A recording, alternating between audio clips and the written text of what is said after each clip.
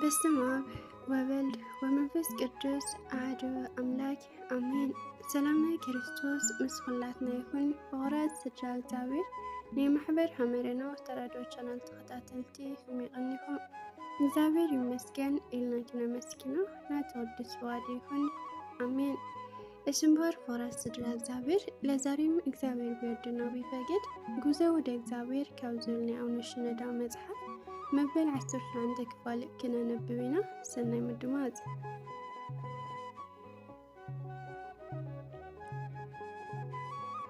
የዛሬው ርዕሳችን ስለ አስራት ይሆናል።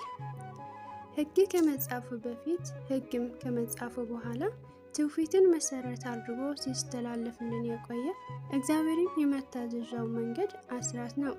ስለ አስራት ከአባታችን ያዕቆብ የሰማነው ምንድነው? ያዕቆብ ባደረበት ስፍራ ላይ መሳሌን በምድር ላይ ተተክሎ ራሱን ወደ ሰማይ ደርሶ የእግዚአብሔር መላእክት ሲወጡበት ሲወርድበት ተመለከተና እንዲህ አለ፣ እግዚአብሔር ከኔ ጋር ቢሆን በሚሄድበትም በዚች መንገድ ቢጠብቀኝ፣ የምበላውንም እንጀራ የምለብሰውንም ልብስ ቢሰጠኝ፣ ወደ አባቴ ቤትም በጤና ብመለስ እግዚአብሔር አምላክ ይሆንልኛል። ለሐውልት የተከልኩት ይህም ድንጋይ የእግዚአብሔር ቤት ይሆናል። ከሰጠኸኝም ሁሉ ላንተ ከ10 እጅ አንዱን እጅ እሰጣለሁ። ዘፍጥረት ምዕራፍ 28። ያዕቆብ አስራትን አባቱ ለመልከ ጸዴቅ እንዳቀረበ በትውፊት ተላልፎለት አግኝቶ ነው። ዘፍጥረት ምዕራፍ 14። አብርሃምም ከሁሉ አስራትን ሰጠው። አስራት በእግዚአብሔር የታዘዘ ነው። ሙሴ ሕዝበ እስራኤልን ይመራ በነበረበት ዘመን ላይ እግዚአብሔር እንዲህ አለ፣ ከእርሻ በየዓመቱ ከምታገኘው ከዘር ፍሬ ሁሉ አስራት ታወጣለህ። ኦሪት ዘዳግም ምዕራፍ 14። የምድርም አስራት ወይም የምድር ዘር ወይም የዛፍ ፍሬ ቢሆን የእግዚአብሔር ነው፣ ለእግዚአብሔር የተቀደሰ ነው። ዘሌዋውያን ምዕራፍ 27። የእህልህን የወይን ጠጅህን የዘይትህንም አስራት የላምህንና የበግህን በኩራት የተሳልከውንም ስዕለት ሁሉ በፍቃድህም ያቀረብከው በእጅ ያነሳው ቁርባን በደጆቹ ውስጥ መብላት አትችልም። ዘዳግም ምዕራፍ 12። በአጠቃላይ ይህንን ሁሉ ቀራጩ እንዲህ ሲል ባጭሩ አስቀምጦታል። ከማገኘውም ሁሉ አስራት አወጣለሁ፣ ከማገኘውን ሁሉ አስራት አወጣለሁ።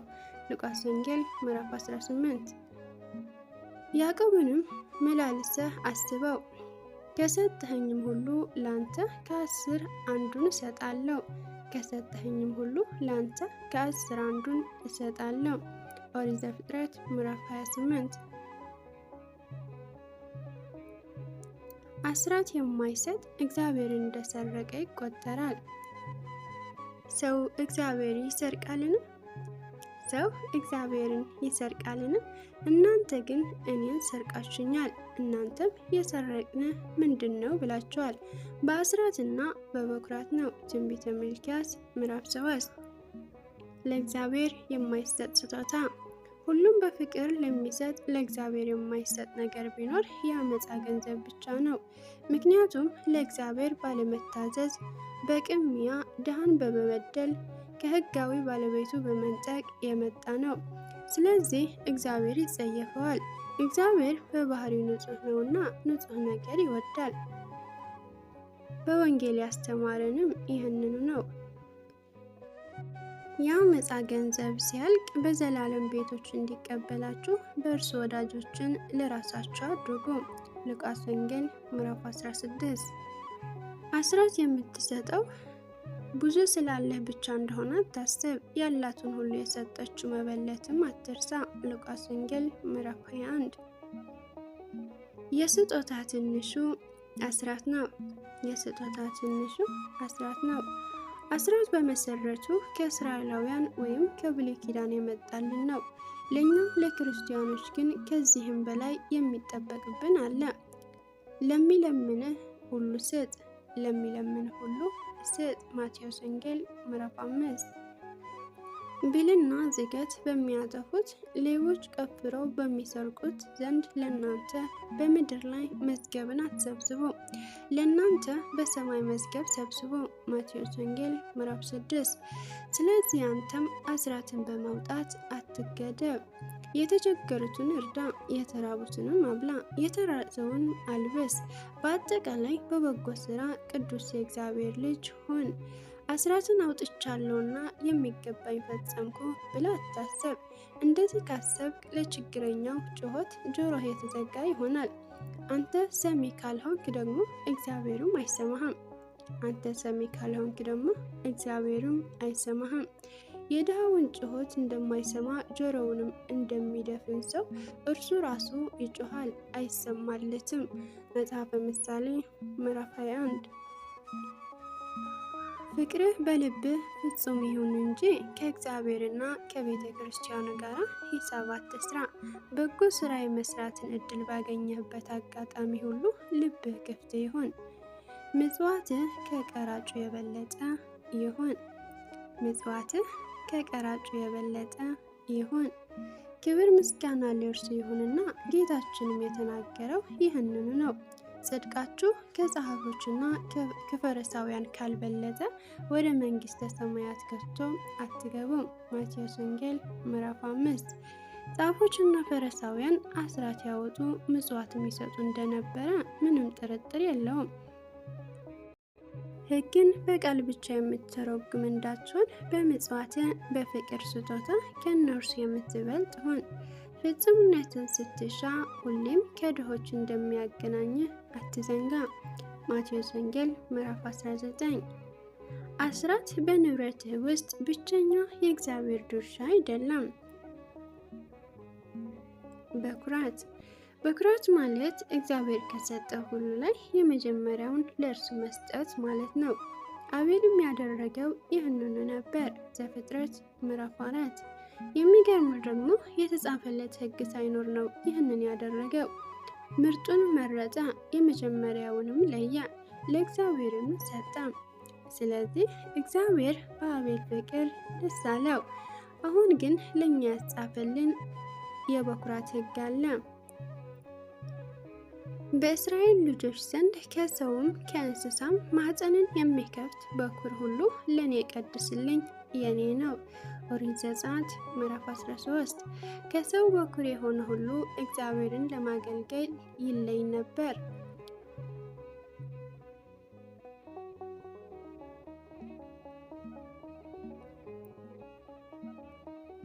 በአሮንና በሌዊ ቤተሰብ ከመተካቱ በፊት ማለት ነው። ከእንስሳም በኩር የሆነው የእግዚአብሔር ነበረ። በኩራት ከአስራት የበለጠ ስጦታ ነው። ምክንያቱም አስራት ካለ ሁሉ ከ10 1 እጅ መስጠት ማለት ነው። 100 ብር ቢኖርህ 10 መስጠት እንደማለት ነው።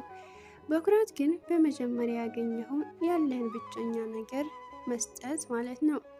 ለምሳሌ ሐና አንድ ብቸኛ ልጅ ሳሙኤልን ወለደች። እሱን ለእግዚአብሔር ሰጠች። ዘካርያስ እና ኤልሳቤጥም ዮሐንስን ብቻ በብዙ ስዕለት ወለዱ። እሱንም ሰጡት። ጌታችን ኢየሱስ ክርስቶስም ለእመቤታችን አንድና ተከታይ የሌለው ልጇ ሲሆን እሱም ራሱን ለመስዋዕትነት አቀረበ።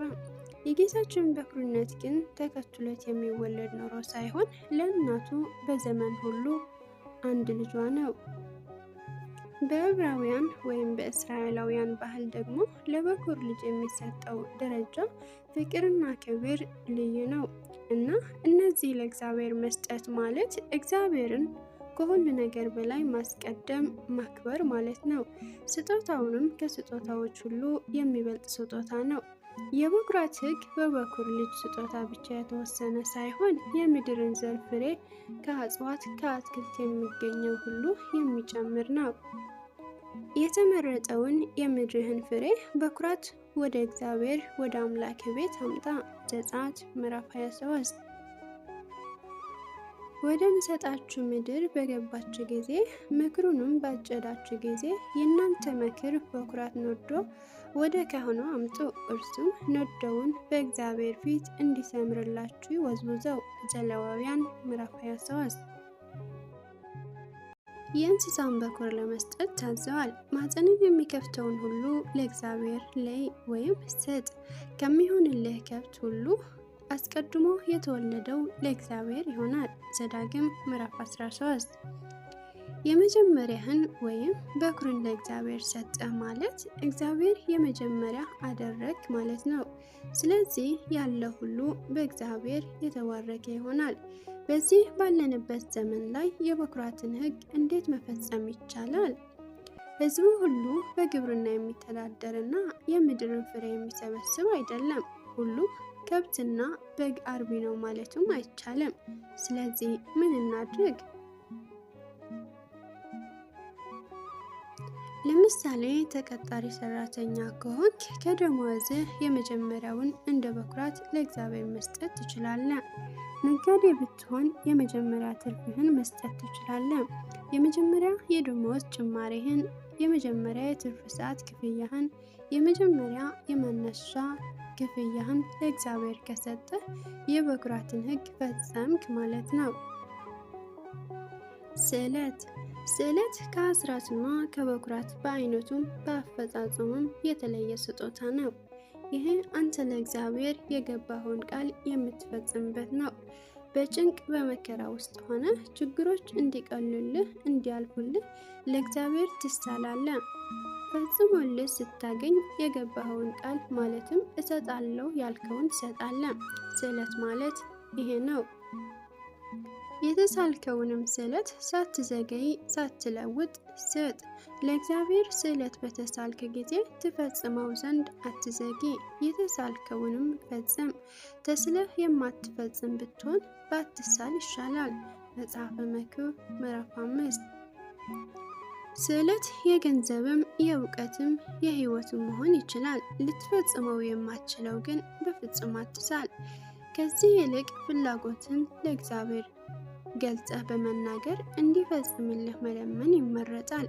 ጌታዬ ሆይ እኔ ይህንን አስባለሁ፣ መፈጸም መቻሌን ግን እጠራጠራለሁ። እኔ ደካማ ነኝና የሐሳቤን የማድረግበት ኃይል አንተ ስጠኝ ብለህ ጠይቀው። ቁርባን ወይም መባ። ቤተ ክርስቲያን መባን ለሚያስገቡ ሰዎች ሁሌም ጸሎት ማድረጓን አታቋርጥም።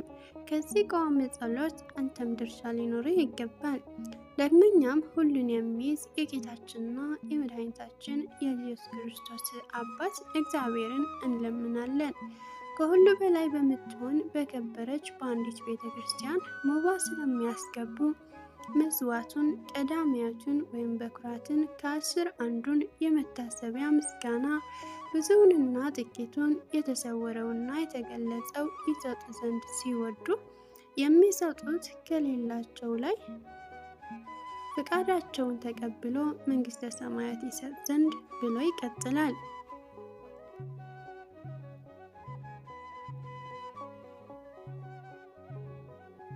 አቅምህ በፈቀደ መጠን አምላክ ይመሰገንበት ዘንድ መብራቱን፣ ዕጣኑን፣ ዘይቱን እንድትሰጥ የትህትና አምላክ ፈቅዶልሃል።